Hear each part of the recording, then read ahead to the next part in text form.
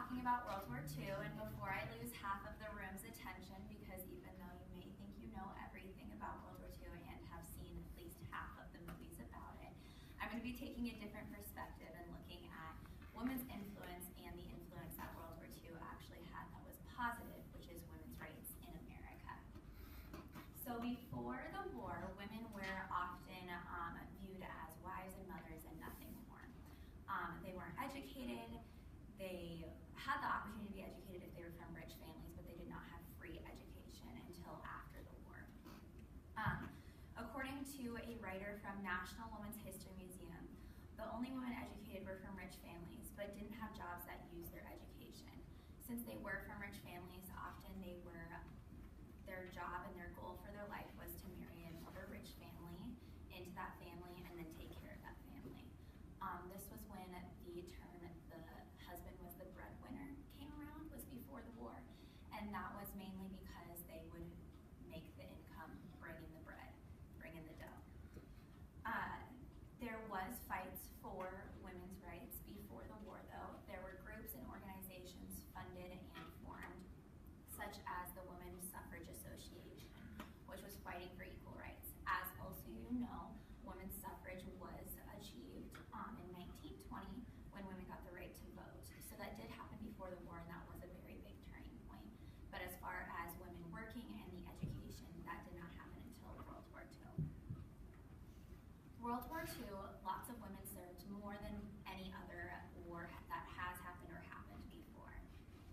Just a few briefing on World War II, because I don't want to patronize any of you, because I'm sure you all have heard about this in your high school and middle school years.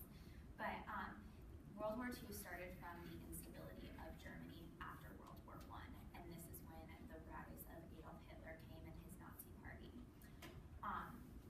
Later, America joined the war after Pearl Harbor, which, according to Ed Lover, an author of The World and I, an article on World War II and all of its bringings about, the war was won through the frontline fighting and ended with 50 million people dead, changing how trigger-happy countries would get calling another war. There hasn't been another war such as World War II since World War II. Once America joined the war after Pearl Harbor, women joined as well. Not only were women giving away their husbands and their sons, they were also giving away themselves. Women stayed behind as well as served overseas, which lots of people don't realize that there were women overseas serving as nurses and also as military forces. According to the writings from authors for the History Channel in an article called American Women in World War II, nearly 350,000 women were served in uniform overseas and in American grounds. Not only they were giving away, like I said, their husbands and their sons, they had to stay behind and work in the industries to keep America's economics stable, as well as make the weapons that they were sending over and the gunpowder, and they also were still taking care of their children and their daughters that stayed behind as well. So they were not only doing what they were doing before the war, they were taking up additional tasks and still continuing and kicking butt, in my opinion. Not only were they nurses, and they also formed an organization called WAAC, Women's Army Association Corps.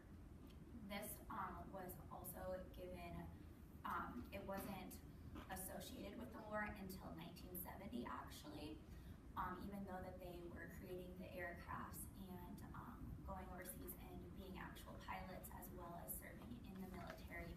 The military did not recognize them until 1970, which was long after the war. More than 1,600 nurses were decorated for their bravery under fire as well during the war. After the war ended, it did not go all peachy, and women did not get everything back. Once the war ended, men came home and they wanted their jobs back in the industry as well as in corporations. But women had just been opened up to this great adventure that is known as working, and they were finding privilege and purpose in their lives through jobs. So women were fighting to get their jobs back and keep their jobs. America had never been so economically stable after World War II. Obviously, it took a couple more years, but it was in the height of its economic stability. But they were finding jobs that were utilizing their education that they were starting to get and utilizing the skills that they had learned. Women were working equal and even in above positions than men, but still getting paid less, which started the Equal Pay Act. And also, now, today, women are still looking and actively searching jobs that are utilizing them and using all of their skills and advantages. So, after World War II, we have what we have today, which is the rights that women have, and as long as that we keep staying to our grounds